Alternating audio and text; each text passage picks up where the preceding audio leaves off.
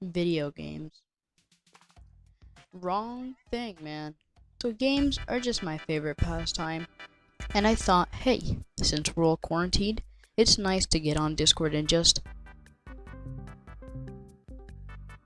hey dude, you wanna play Roblox Battle Royale? Fuck yeah, I do. Let's go! Games have changed over the years from looking like a drunk 12-year-old to looking like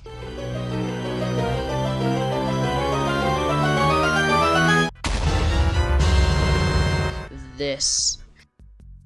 Personally, ever since childhood, I've always played games, and I've mainly always owned Nintendo consoles.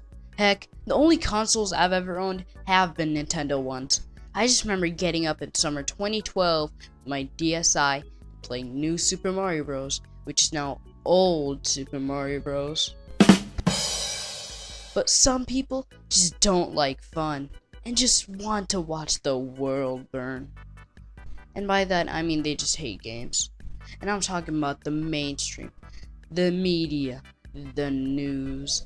These guys hate video games so much, and I just found some just golden clips, man. Just golden. And then there's this. A 12-year-old boy loves his video games, lives, of all places, in Newtown, Connecticut. But he decided just this week he didn't want to kill anyone in just a game. He wants other kids to do the same. A young man joins me now, Max Goldstein. Oh no, dude, are they gonna throw it out? No, man, they could have donated that to like charity. But you guys are trying to take a negative perhaps here and turn it into a positive. Max, let me begin with you. Why do you want to get rid of some of your video games?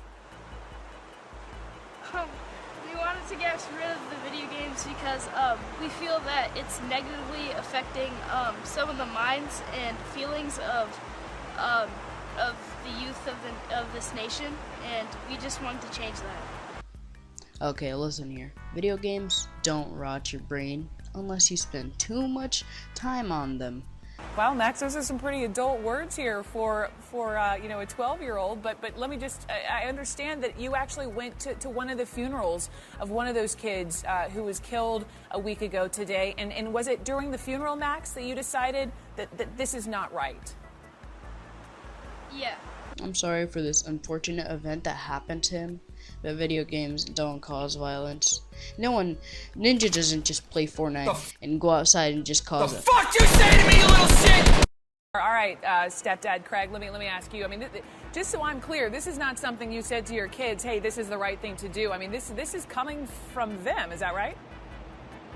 No, I held my children at gunpoint. You can also see later in the video in which the kid's voices kind of crack a lot. He fidgets with his hands a lot. This could be just him normally, but I feel as if the dad is forcing them to do this. It could signify they're worried, nervous, or just overall sad. You could just see it in their expressions. They aren't looking at the camera like they are proud of anything per se, but I really hope this isn't the case because some kids can just have video games mean the world to them because it can help them relieve stress, escape from problems, whether for the good or the bad.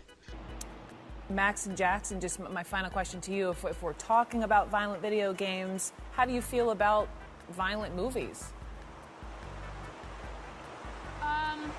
I think violent movies are just the same. They have the same cause as these games, and they don't really do anything different than these games do. Oh man, this hurts to watch. I'm sorry, little boy, you big chunky boy. But movies with violence and gore are completely different from games.